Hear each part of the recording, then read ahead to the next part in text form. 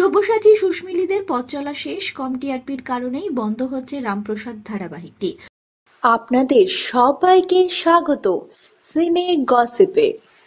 অভিনেত্রী ওয়েন্দ্রিলার মৃত্যুর পর অভিনেতা সব্যসাচী চৌধুরী কামব্যাক করেছিলেন এই ধারাবাহিকের মাধ্যমে। রামপ্রসাদ ধারাবাহিকটি দর্শকদের মনে সেভাবে জায়গা করতে পারেনি। টিআরপির তালিকায় নিচের দিকে থাকা এই ধারাবাহিকটি বন্ধ করার সিদ্ধান্ত এবার চ্যানেল কর্তৃপক্ষের। এই ধারাবাহিকের জায়গায় আসছে ভক্তিমূলক নতুন মেগা। স্লট বদলাচ্ছে না, শুধু গল্প বদলাবে। রামকৃষ্ণ পরমহংসের গল্পই তুলে ধরবে এবার চ্যানেল। ইতিমধ্যেই কাস্টিং চূড়ান্ত হয়ে গিয়েছে, জানা যাচ্ছে প্রোমো শুটও হয়ে গিয়েছে কমপ্লিট।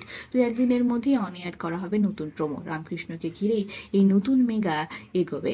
নতুন এই ধারাবাহিকটির নাম ভক্তিসাগর। জানা যাচ্ছে রামকৃষ্ণের ছোটবেলা থেকে শুরু করে বড়বেলা সমস্তই দেখা যাবে এই নতুন ধারাবাহিকে।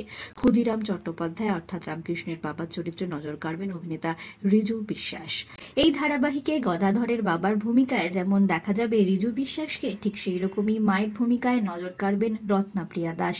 এই ধারাবাহিকে দেখা যাবে মূলত গদাধরের জীবন কাহিনী। রামকৃষ্ণ পরমহংসদেবের জন্ম, তার গান, তার আধ্যাত্মিকতা সবই দেখা যাবে সুরিন্দাস ফিল্ম প্রযোজিত এই নতুন ধারাবাহিকে। গত বছর সেপ্টেম্বরে স্লট বদল হয়েছিল রামপ্রসাদ ধারাবাহিকটির। 5:30 স্লটে দেখানো হচ্ছিল। এবার সেই স্লটেই দেখা যাবে রামকৃষ্ণের নতুন ধারাবাহিকটি। বন্ধুরা, জানা গিয়েছে আগামী সপ্তাহ অর্থাৎ 22শে এপ্রিল থেকে শুরু হবে রামকৃষ্ণের গল্প। রামপ্রসাদের শেষ এপিসোডে দেখানো হবে 100 বছর এগিয়ে যাচ্ছে গল্প। তারপর দিন থেকেই শুরু হবে রামকৃষ্ণের কাহিনী। নতুন জগতের আর অনেক খবর নেই, চট জলদি ফিরছি, জুড়ে থাকুন আমাদের সঙ্গে।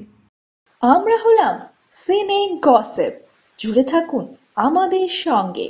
সাবস্ক্রাইব করুন আমাদের এই ইউটিউব চ্যানেলটি।